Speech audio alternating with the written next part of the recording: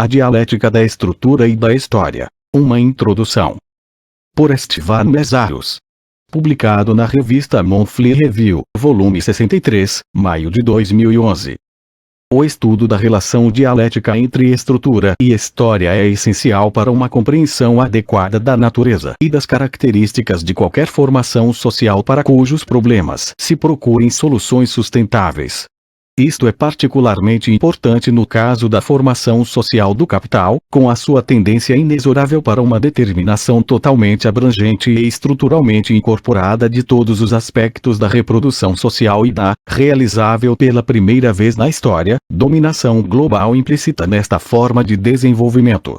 Não é, portanto, de forma alguma acidental que, em prol da mudança estrutural exigida, Marx seja levado, quando, no período histórico de crises e explosões revolucionárias da década de 1840, articulou a sua própria, e radicalmente nova, concepção da história, a concentrar sua atenção crítica no conceito de estrutura social.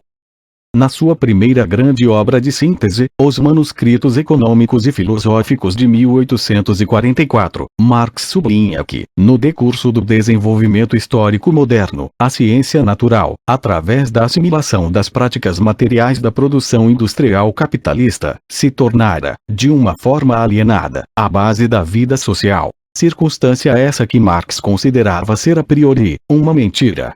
Do seu ponto de vista, isto teria de ser retificado, libertando a própria ciência do seu invólucro alienante. Ao mesmo tempo, a ciência tinha de ser mantida, numa forma qualitativamente modificada, refeita como a ciência do homem, intrinsecamente inseparável da ciência da história, enquanto base enriquecedora e gratificante da vida humana efetiva. Porém, para alcançar esta transformação fundamental, era absolutamente necessário entender e pôr a nu as determinações estruturais profundamente enraizadas através das quais a potencialidade criativa do trabalho humano, incluindo o esforço científico de indivíduos na sociedade, fora subjugada pelos imperativos alienantes da expansão e acumulação de capital fetichista incontrolável. Por esta razão, a categoria estrutura social tinha de adquirir, de uma forma absolutamente tangível, uma importância seminal na visão marxiana. Ao contrário do que acontecia nas abordagens filosóficas especulativas que dominavam aquela época, não poderia haver nada de misterioso acerca da análise necessária da estrutura social. Nem tão pouco podia ser permitido a interesses políticos escusos ofuscar as questões em causa, em prol de uma apologia do Estado especulativa e transubstanciada. Já em 1845, Marx destacava energicamente, na sua contribuição para o livro escrito com engenhos, A Ideologia Alemã, que todos os elementos relevantes da análise teórica em questão podiam ser objeto de observação empírica e de análise racional. O quadro conceptual explicativo teria de se tornar totalmente inteligível com base nas práticas correntes de reprodução da sociedade, nas quais os seres humanos se encontravam cotidianamente envolvidos. Neste sentido, Marx insistia que a única investigação teórica válida teria de ser capaz de trazer à superfície, sem qualquer mistificação ou especulação, a relação da estrutura social e política com a produção. A estrutura social e o Estado estão em constante evolução a partir do processo vivencial dos indivíduos determinados. Esta aproximação teórica desmistificadora, que visava não apenas as condições próprias à época de Marx, mas que tinha, enquanto explicação histórica estruturalmente ancorada no passado e no futuro, uma validade universal, teve um papel radicalmente emancipador no quadro das explosões revolucionárias da década de 1840, continuando desde então a ter uma função emancipadora vital. Ao concentrar-se no processo vivencial dos indivíduos determinados envolvidos na alienante produção industrial capitalista, tornou-se clara para Marx a necessidade, e ao mesmo tempo as condições, de uma transformação tanto na estrutura industrial como na estrutura social. Isto é, tornou-se possível compreender tanto a necessidade de uma profunda transformação em si mesma, como a natureza objetiva das condições que deveriam ser objeto dessa transformação. Estas últimas correspondiam às características estruturalmente determinadas da vida social, ao mesmo tempo que realçavam a crescente gravidade da crise em questão, uma vez que eram as mais profundas determinações estruturais das condições objetivas que exigiam essa mesma alavancagem prática tangível e abrangente enunciada por Marx. Devido às características inerentes aos problemas encontrados, a alavancagem exigida para a superação dessa crise histórica não poderia ser outra senão a transformação radical da estrutura industrial e social. É por esta mesma razão que, aos olhos de Marx, uma simples alteração das circunstâncias políticas não estaria à altura da grandeza da tarefa histórica. Aquilo que se afigurava como realmente necessário era nada mais, nada menos que uma mudança estrutural qualitativa capaz de abarcar a totalidade dos processos fundamentais de reprodução da sociedade. Evidentemente, uma mudança deste tipo teria de incluir a esfera política em toda a sua extensão, desde as instituições legislativas mais gerais às entidades locais de regulação. No entanto, tal mudança não poderia limitar-se ao domínio político, visto que tradicionalmente, mesmo as maiores sublevações políticas do passado tendiam a mudar apenas a elite dirigente, mantendo a estrutura exploradora da reprodução material e cultural na mesma situação de articulação hierárquica de classes. Assim, de acordo com a concepção marxiana, a estrutura social e política teria de ser integralmente transformada, e tal transformação teria de ser levada a cabo pelos indivíduos sociais, referidos na nossa última citação de A Ideologia Alemã. Como Marx deixa bem claro num outro escrito do mesmo período de sublevações revolucionárias, a tarefa histórica teria de ser realizada pelos indivíduos sociais, através de reestruturação de alto a baixo das condições da sua existência política e industrial e consequentemente de toda a sua maneira de ser. A questão da estrutura social não pode ser corretamente perspectivada sem uma apreciação dialética e multifacetada de todos os fatores e determinações complexas nela envolvidas. Pois a mais simples das verdades é que, em toda a forma particular de ordem reprodutiva da humanidade, a estrutura social não pode ser compreendida sem a correspondente articulação com a dimensão histórica. E que, inversamente, não pode existir uma real compreensão do movimento histórico sem a compreensão, na sua especificidade, das determinações materiais estruturais correspondentes. Neste sentido, a história e a estrutura das condições do humano estão sempre profundamente interligadas. Por outras palavras, não pode existir, em qualquer forma social concebível, uma estrutura pertinente abstraída da história, no seu curso dinâmico de desvelamento. Nem história em si mesma, sem as estruturas associadas que sustentam as características essenciais que determinam a formação social em questão. Ignorar o caráter correlativo da estrutura e da história acarreta as mais desastrosas consequências para a produção teórica, pois uma abordagem antidialética resulta necessariamente ou numa descrição anedótica e filosoficamente irrelevante dos factos e personagens históricas, que apresenta a sequência cronológica do antes como contendo em si mesma a sua autojustificação narrativa, ou num culto mecânico do estruturalismo.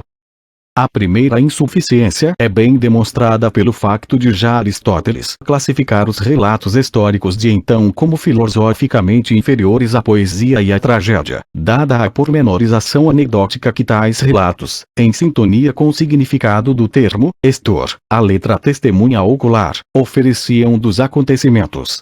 No que toca à violação estruturalista da interligação entre estrutura e história, e a sua substituição por um reducionismo mecanicista de orientação positivista, podemos dela encontrar um exemplo paradigmático na outrora muito influente obra de Claude Lévi-Strauss, como será o caso no último capítulo do presente artigo. Por ora, uma única citação ser-nos-á suficiente para demonstrar o caráter antidialético e anti-histórico da sua abordagem. Início da citação.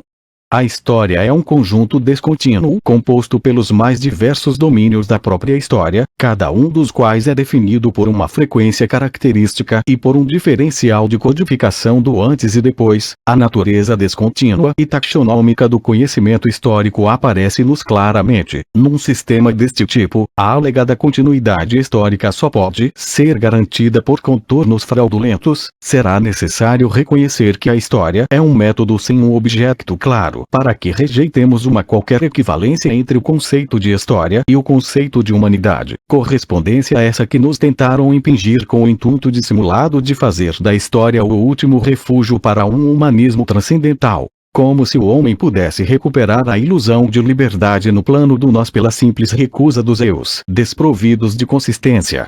Na verdade, a história não está ligada ao homem nem a qualquer objeto particular. Ela consiste inteiramente no seu método, que a experiência demonstra ser indispensável para a catalogação dos elementos de qualquer estrutura, humana ou não humana, no seu todo. Fim da citação. Assim, a profunda relação dialética existente entre continuidade e descontinuidade do desenvolvimento histórico é rejeitada, de forma reveladora, por Levi-Strauss, rejeição essa que ganha contornos insultuosos ao acusar aqueles que defendem esse mesmo caráter dialético de apresentarem raciocínios fraudulentos, de modo a permitir restringir o alegado método sem objeto da história, de uma forma reducionista e mecanicista, a uma função secundária de catalogação de elementos de toda a estrutura existente. Desta forma, as determinações objetivas, vitais para a compreensão da história realmente existente, são completamente suprimidas. No entanto, e paradoxalmente para o próprio Claude Lévi-Strauss, como resultado da adopção de uma abordagem mecanicista e reducionista da história, humana ou não humana, o seu conceito de estrutura, que corresponde apenas a uma definição igualmente mecânica de estrutura como aquilo cujos elementos podem ser catalogados e dissecados de forma positivista, revela-se desprovido de qualquer significado explicativo real no que se refere ao desenvolvimento social. Tudo isto é levado a cabo, de acordo com o próprio Lévi-Strauss e com seus discípulos, no apogeu da influência do estruturalismo na Europa Ocidental e nos Estados Unidos, em nome do rigor científico anti-ideológico mais em voga. Certamente que a orientação das abordagens pós-estruturalistas e pós-modernas não poderá de forma alguma ser considerada superior.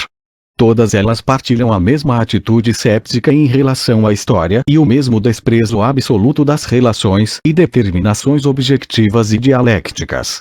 Por vezes esta atitude produz enunciados totalmente mistificadores, roçando a mais oca sofística.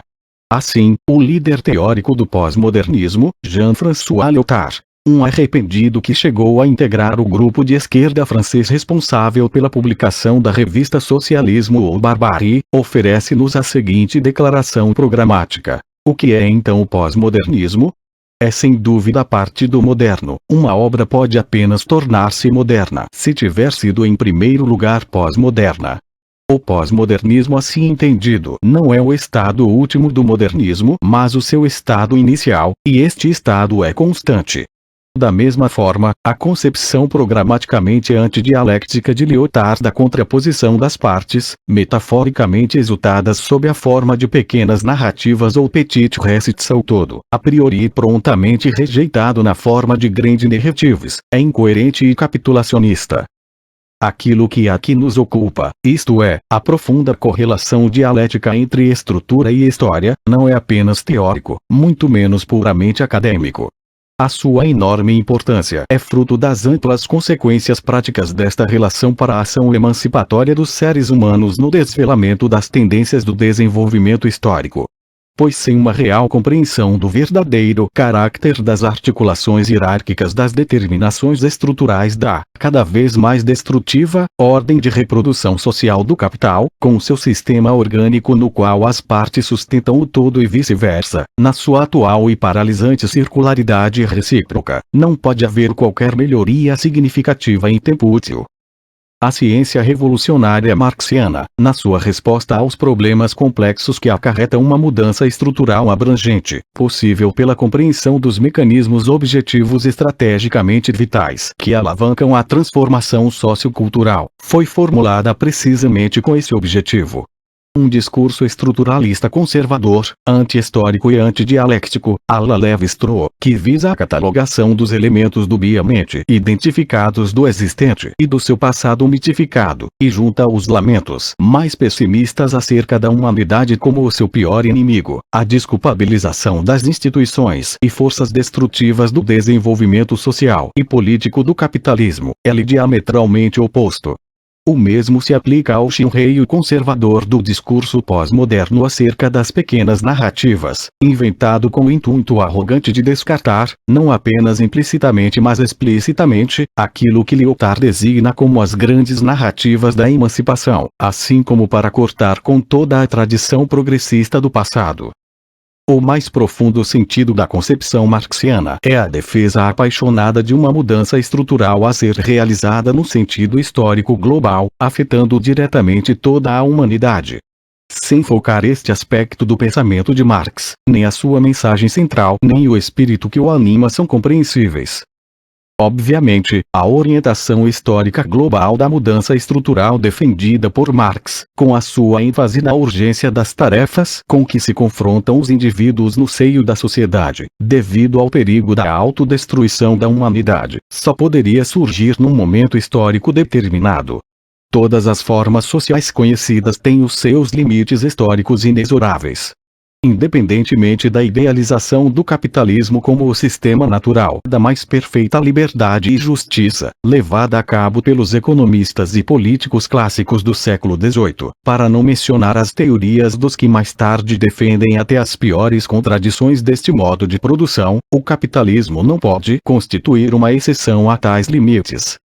A concepção radicalmente nova de Marx foi tornada possível numa época em que a necessidade objetiva de uma profunda mudança histórica, que permita a passagem da ordem social capitalista a uma outra qualitativamente diferente em todas as suas determinações fundamentais, enquanto modo de controlo metabólico social da humanidade, surge, com a sua finalidade imperiosa, na agenda histórica, com o início da fase descendente do sistema do capital.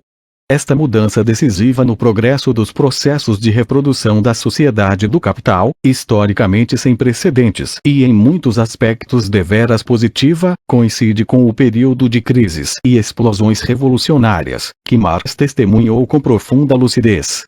Graças a esta mudança histórica radical, o sistema do capital passou a permitir mudanças parciais, independentemente da sua extensão, mas não mudanças na sua perspectiva global, apesar do grotesco slogan propagandístico do capitalismo popular, proclamado pelos beneficiários da ordem dominante. Como testemunhamos constantemente, a globalização é hoje em dia ilusoriamente retratada pelos interesses velados dos poderes estabelecidos como um simples prolongamento da viabilidade do sistema do capital num futuro intemporal, como se a globalização fosse uma característica totalmente nova, símbolo do clímax eternizável e da perfeita realização dos destinos da ordem reprodutiva da sociedade do capital. No entanto, a verdade incômoda é que a visão crítica de Marx continha já em si uma perspectiva global inerente, desde o seu início e sobretudo a partir dos anos de 1843-44, demonstrando vigorosamente a irreversibilidade da fase descendente do desenvolvimento do capital. O princípio desta fase descendente trouxe consigo graves implicações cujo sentido histórico apontava para a destruição da humanidade, a menos que um modo radicalmente novo de controlo de reprodução social se pudesse substituir a ordem existente. Esta dolorosa verdade apareceu objetivamente no horizonte histórico, em meados do século XIX, como irreversível para a época de então, apesar de em algumas partes do planeta a ascensão do capital estar ainda longe da sua conclusão, como mais tarde Marx explicitamente admitiu.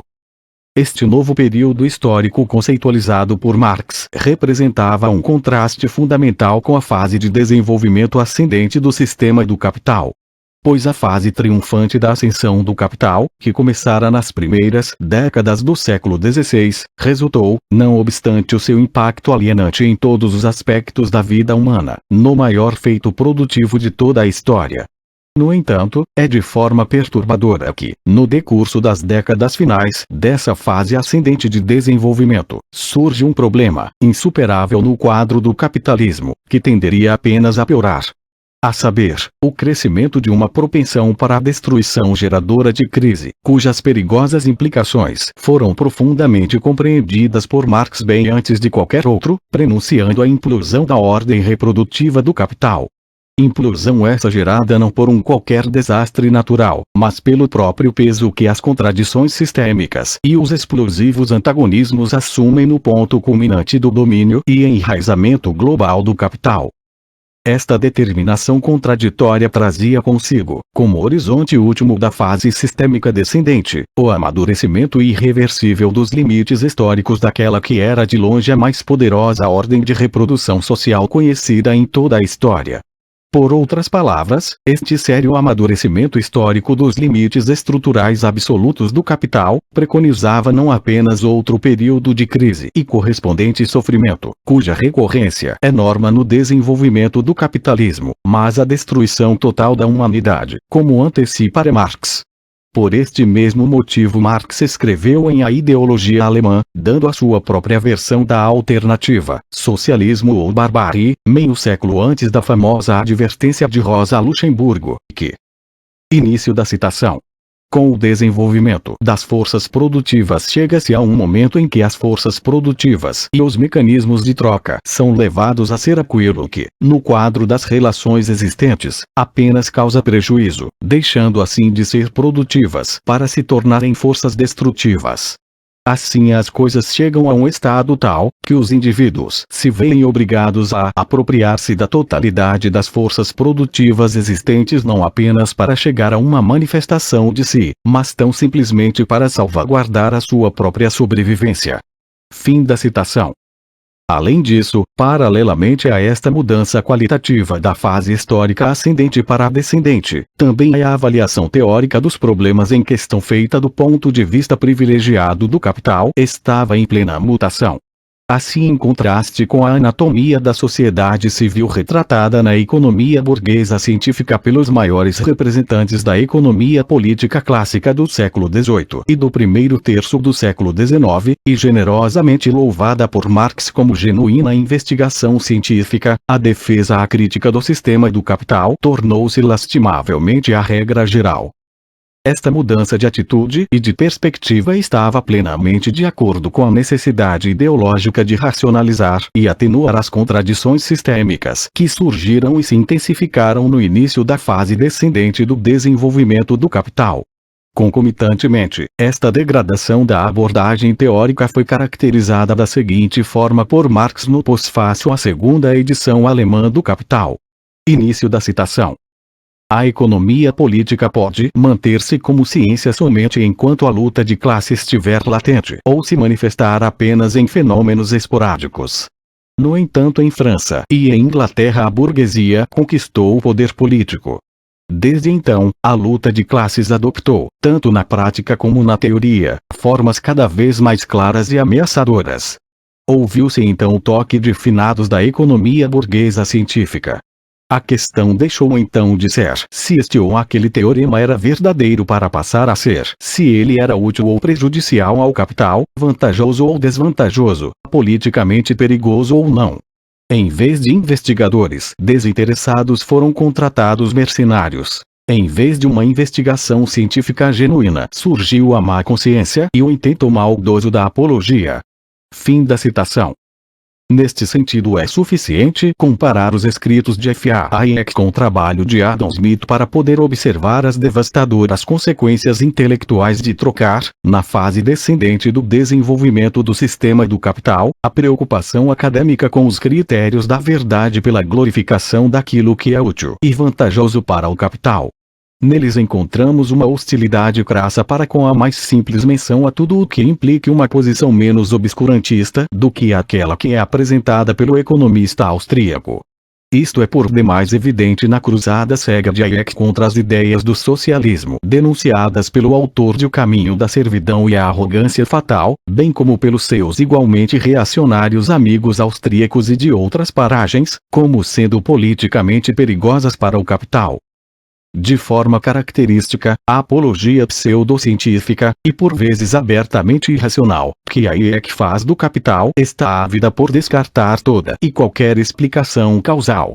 Diz-nos insistentemente que a criação da riqueza não pode ser explicada por uma cadeia de causa-efeito num resumo revelador da agressiva apologia do capital que caracteriza o seu pensamento. Hayek afirma que o dinheiro misterioso e as instituições financeiras que nele se baseiam devem estar isentos de toda a crítica, acrescentando ainda, no espírito da sua obsessiva condenação do espectro do socialismo, que reclama ter descoberto remontar à Grécia Antiga, que o magnânimo chavão socialista produção para o uso, não para o lucro, que encontramos sob as mais diversas formas de Aristóteles a Bertrand Russell, de Albert Einstein ao arcebispo Câmara, conjuntamente com a ideia, presente desde Aristóteles, de que esses lucros são feitos às custas de outros, revela a ignorância sobre a forma como a capacidade produtiva é multiplicada pelos diferentes indivíduos.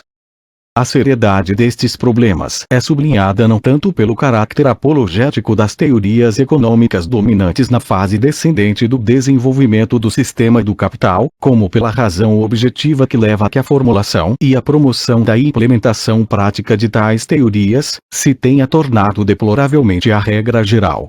Aquilo que mudou fundamentalmente desde Adam Smith não foi o ponto de vista orientador, nem a afiliação de classe dos teóricos em questão, mas o posicionamento histórico do ponto de vista em si mesmo do qual as suas concepções surgem, mediante a passagem da fase ascendente à fase ascendente. Adam Smith, que conceitualizou o mundo do ponto de vista privilegiado do capital, não estava menos comprometido com a defesa da viabilidade do sistema do capital. A grande diferença é que, na época de Adam Smith, a ordem do metabolismo social do capital, na sua fase ascendente, representava a mais avançada forma de reprodução da sociedade passível de ser realizada pela humanidade. Da mesma forma, a própria luta de classes, favorável ao contrário a uma organização do trabalho, hegemônica e alternativa, qualitativamente diferente da modalidade capitalista de controlo do metabolismo social, era ainda, na época de Adam Smith, latente ou manifestava-se somente em fenômenos esporádicos e isolados. Por outro lado, na época de Hayek, a crescente destrutibilidade do sistema socioeconômico capitalista, devida à fase irreversivelmente descendente do seu desenvolvimento, juntamente com o surgimento das suas contradições internas antagônicas, sob a forma das duas devastadoras guerras mundiais que conheceu o século XX, pode ser apenas negada, novamente do ponto de vista privilegiado do capital, mas desta vez com uma verdadeira arrogância fatal capaz de repudiar um pensador como Aristóteles como sendo um socialista ignorante, no quadro da mais crua e beligerante apologia do capital.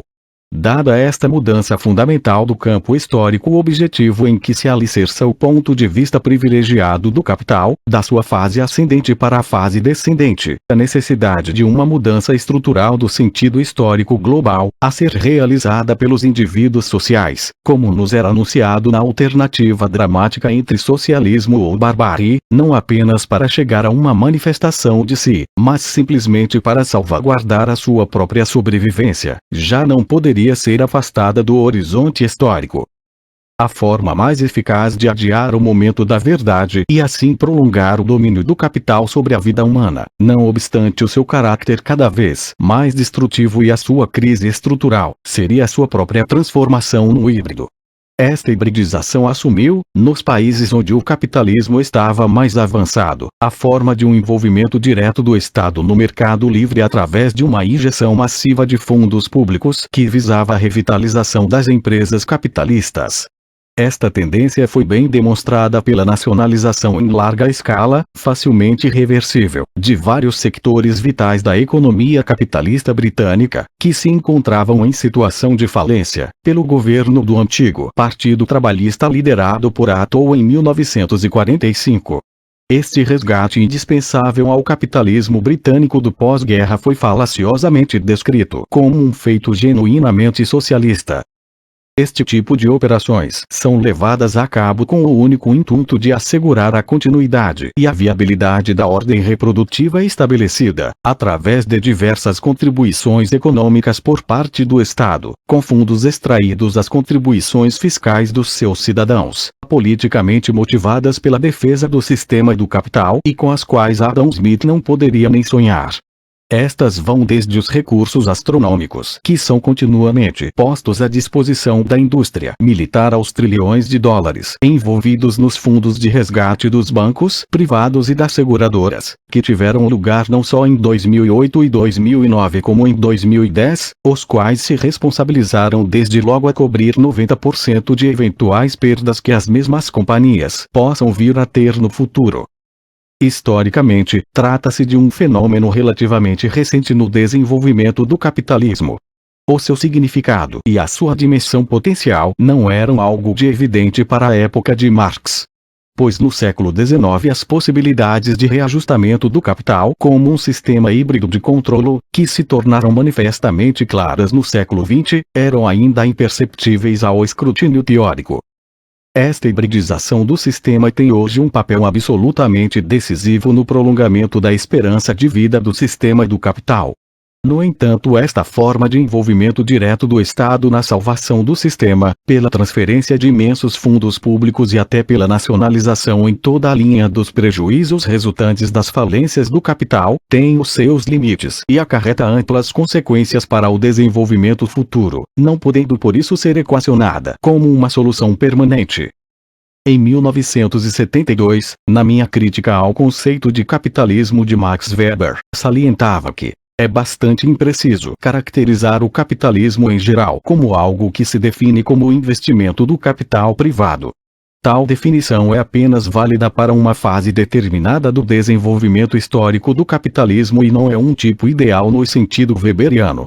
Ao enfatizar o investimento do capital privado, Weber acaba por defender acriticamente um dos movimentos mais importantes de desenvolvimento do modo de produção capitalista, isto é, o crescente envolvimento do capital estatal na reprodução continuada do sistema capitalista.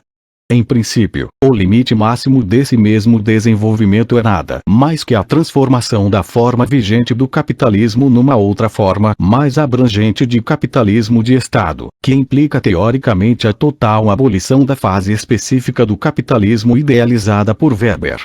Porém, é precisamente devido a tais implicações que esta orientação fundamental no desenvolvimento do capitalismo deve ser excluída do quadro ideológico do tipo ideal weberiano.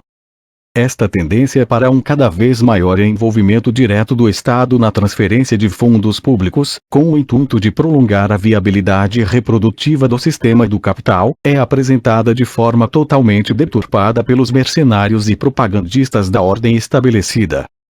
Em algumas regiões da Grã-Bretanha, como a Irlanda do Norte por exemplo, a gestão e exploração capitalista do sector público, tanto no sector da administração como no da saúde e da educação, entre outras atividades econômicas, atinge hoje em dia os 71%, sendo que a média nacional ronda os 50%. Ainda assim, a situação atual, onde predomina inegavelmente a hibridização, é descrita, com a habitual hipocrisia e distorção neoliberal, como o recuo das fronteiras do Estado rolling back the boundaries of the state, ou através de outras formulações deturpadas do mesmo tipo, como a retirada do Estado. Desta forma, como já o fizera The Economist, outro proeminente órgão de imprensa da burguesia internacional, o londrino Financial Times defende um novo momento Beveridge, numa óbvia alusão ao Lord Beveridge, influente político liberal que, no final da Segunda Guerra Mundial, desenvolveu a teoria do Estado Social no seu livro programaticamente intitulado Pleno Emprego numa Sociedade Livre.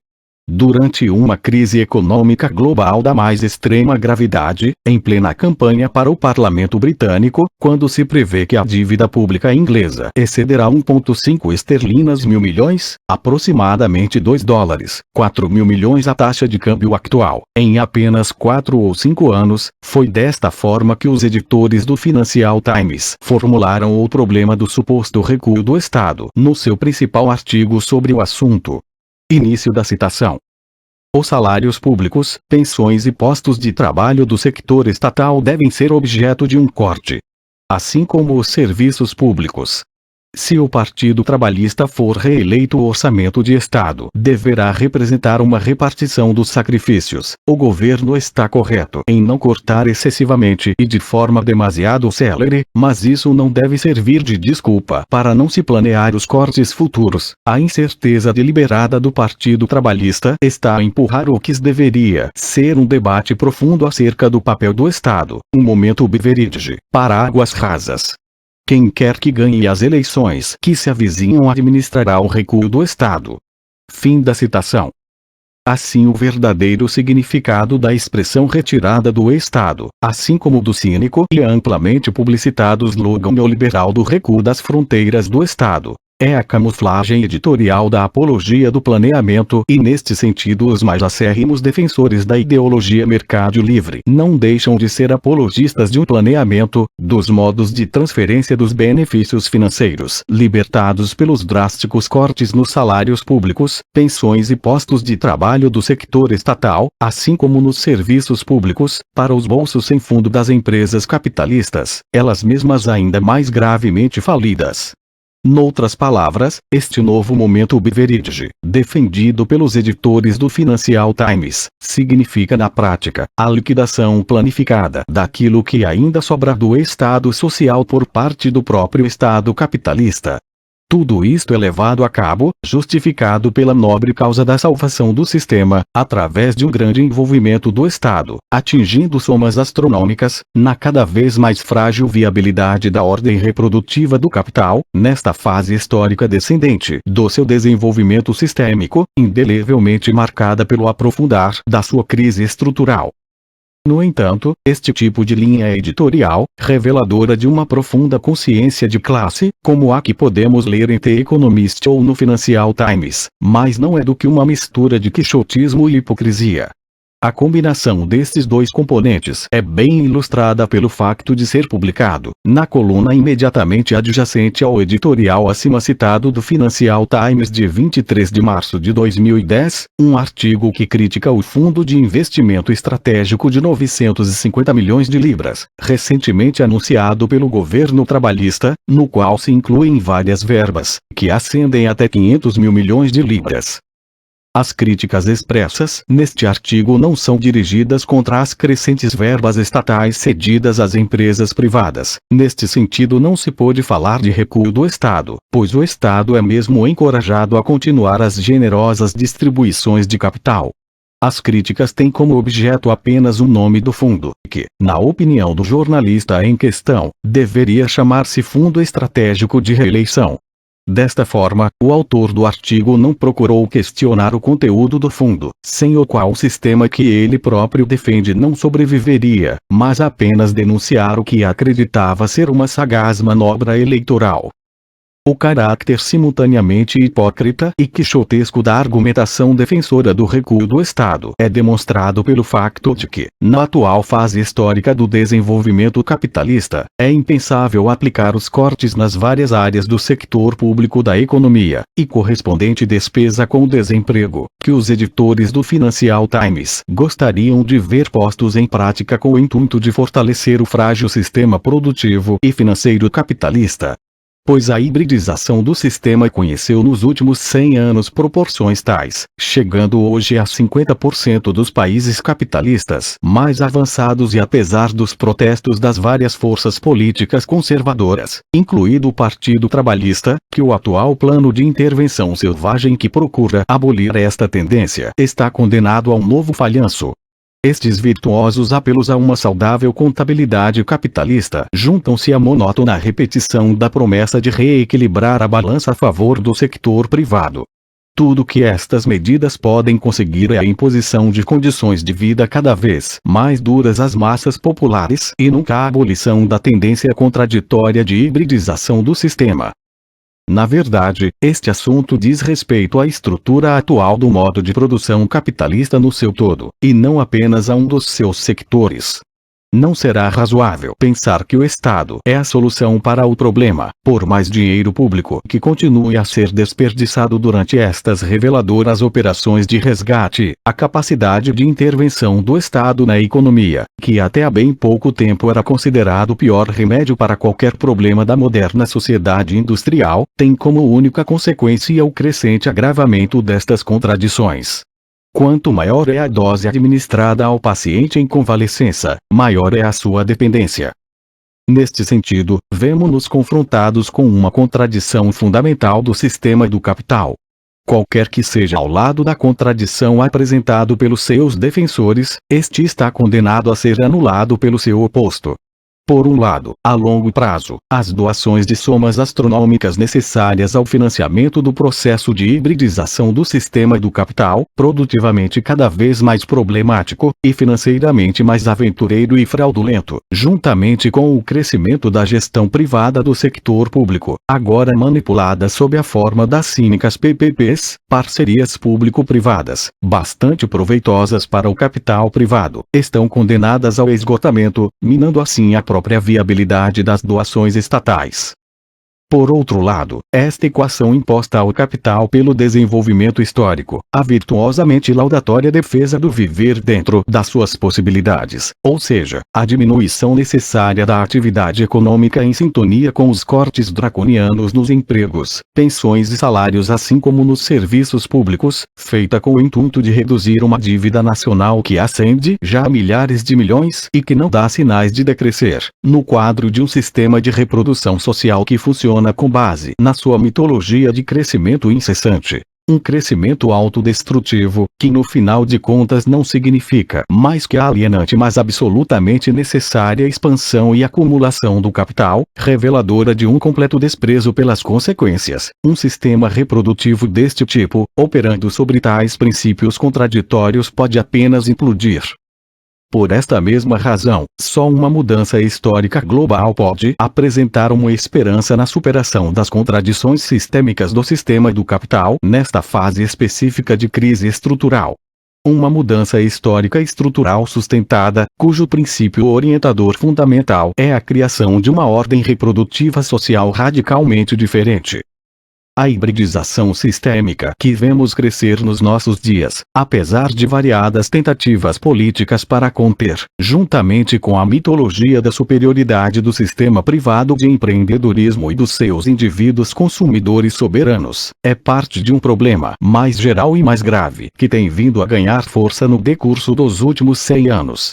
A causa subjacente a este problema pode ser descrita como a estreita margem de manobra histórica das alternativas objetivamente ao alcance do capital para deslocar e procurar controlar as suas contradições antagônicas. A tripla destrutividade do capital, que se apoia, 1. No sector militar, com as suas guerras imperialistas que se sucedem desde as últimas décadas do século XIX, às quais se juntam as devastadoras armas de destruição massiva desenvolvidas nos últimos 60 anos. 2. Na intensificação do impacto cada vez mais óbvio do capital na ecologia, que põe em risco as bases naturais da própria sobrevivência humana. E 3. No domínio da produção material e crescente desperdício, resultado do avanço da produção destrutiva, que tomou o lugar da muito publicitada destruição criativa ou produtiva, é a consequência necessária dessa estreita margem de manobra. Desconcertantemente para o capital, nem o perigoso crescimento da destrutibilidade, nem a consensual hibridização deste sistema antagônico, hibridização essa que foi usada durante muito tempo para deslocar os antagonismos do capital nos países mais poderosos, e continuará a ser usado desta forma enquanto a viabilidade política e econômica não for posta em causa pelo intensificar da crise estrutural, podem oferecer uma solução de longo termo para a objetivamente estreita margem de manobra. É parte das características essenciais que definem um sistema antagônico, que este seja estruturalmente incapaz de resolver as suas contradições internas. É precisamente isso que o define objetivamente como um sistema antagônico. Desta forma, tal sistema necessita de instaurar outros modos de lidar ou gerir, enquanto puder, as suas contradições sistêmicas na impossibilidade de as resolver. pois uma solução historicamente viável e sustentável transformaria o próprio sistema capitalista numa forma não antagonista de escapar às suas mais fundamentais determinações hierárquicas estruturais de exploração que, ao contrário do pretendido pelo capitalismo de rosto humano, o definem realmente como uma ordem social reprodutiva insuperavelmente antagônica. É por isso que, de forma nada surpreendente, a ideologia apologética do capital mais promovida e omnipresente é a da negação, requintada ou grosseira, da mais remota possibilidade de antagonismo sistêmico historicamente criado, e historicamente ultrapassável. Antagonismo esse que é apresentado de modo deturpado como um conflito individual, supostamente determinado pela sempiterna natureza humana. Todavia, uma tal negação do antagonismo sistêmico pela ideologia dominante, independentemente de quão sofisticadamente camuflada ou cinicamente grosseira seja, não pode exorcizar o problema subjacente. Com efeito, tal problema pode apenas agravar-se nos tempos vindouros, como já aconteceu no contexto histórico das últimas décadas, marcado pelo agravamento da crise estrutural do capital. Isto sucede na medida em que há apenas dois modos segundo os quais uma ordem de reprodução social fundamentalmente antagônica pode lidar com as suas contradições sistêmicas fundamentais. 1. Deslocando-as temporariamente ou, 2. Impondo-as aos seus adversários através de todos os meios ao seu dispor, incluindo os mais violentos e destrutivos. Neste duplo sentido, ao deslocar os antagonismos através de todos os meios disponíveis sob as condições dadas, como, por exemplo, através de todas as variações de exportação das contradições internas que representa a bem conhecida diplomacia canhoneira do Império Britânico, geradora de consensos sociais imperialistas, mistificadores e chauvinistas, transubstanciados e propagandeados como fardo do homem branco.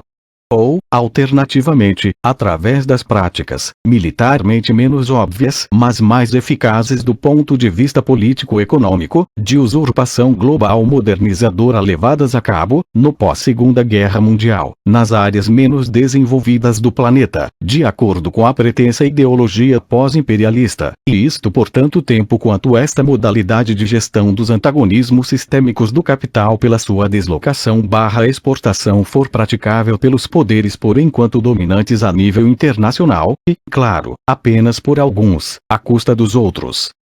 Ao impor brutalmente aos seus adversários de classe, em situações de agravamento da crise, os imperativos violentamente repressivos próprios de um reforço do seu poder de classe, pondo de lado, em nome de estados de emergência socialmente necessários e justificados, as ficções da democracia e da lei. Ou, no caso de confrontos sistêmicas interimperialistas, impondo ao rival mais fraco e aos inimigos do Estado, os interesses e as condições não negociáveis do poder militarmente dominante, e isto no sentido mais alargado e por todos os meios possíveis, incluindo guerras de extermínio, como fica demonstrado pelas duas guerras mundiais de que o século XX foi testemunha. O problema para a ordem dominante é que nem o deslocamento exportador, através da usurpação globalizada, das contradições antagonistas do capital, ao qual se une um impacto devastador numa natureza, cuja sustentabilidade não apresentou, durante longos períodos históricos, dificuldades de maior, nem a imposição violenta dessas mesmas contradições ao adversário a ser subjugado, pela força definitiva da guerra de extermínio são, hoje em dia, prontamente realizáveis. Com efeito, não restam, hoje em dia, regiões significativas do planeta passíveis de serem usurpadas pelos poderes capitalistas dominantes, nem pela via direta da invasão militar imperialista, nem pela recentemente instituída dominação econômica modernizadora, visto que o domínio global do capital, descrito por Marx na citada Carta em Geus, já está historicamente consumado. Por outras palavras, a usurpação capitalista é, hoje em dia, completa, ainda que não sob a forma idílica da globalização, glorificada pelos seus ideólogos profissionais e pelos seus mercenários. O capital domina e explora atualmente o nosso planeta de todos os modos que estão ao seu alcance, no quadro da sua tripla destrutividade. Mas não poderá nunca resolver ou deslocar adequadamente os seus antagonismos estruturais e contradições explosivas em proveito da sua tranquila expansão e acumulação. Para além disso, a tradicional solução final do capital para o agravamento dos problemas, através guerra ilimitada travada no passado contra inimigos reais ou potenciais, tornou-se impraticável graças à invenção de armas de destruição massiva, atualmente plenamente operacionais, que destruiriam totalmente a humanidade no caso de uma nova guerra mundial.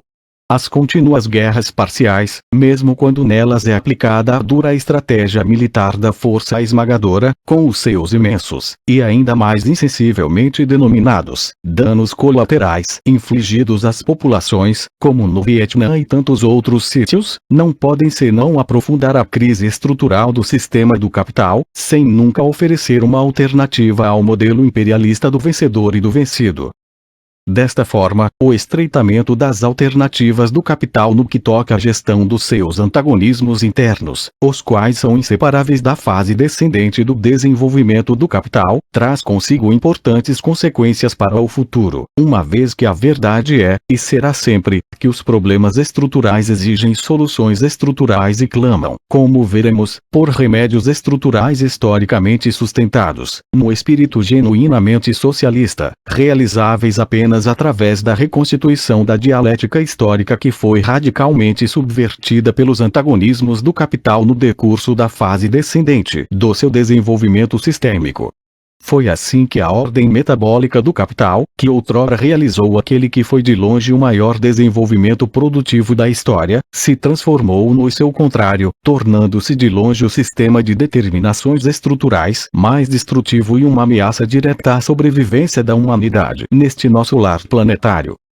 No entanto, e não obstante todos os interesses velados que a isso se opõem, a irreprimível dimensão histórica da ordem estabelecida não deve ser ignorada e a configuração atual dos traços que a sustentam não deve ser erroneamente interpretada, uma vez que as estruturas sociais não podem, mesmo as mais fortemente entrincheiradas, como a ordem de reprodução social do capital, vigorar como a lei da gravidade, exigindo um reconhecimento baseado no modelo da necessidade física.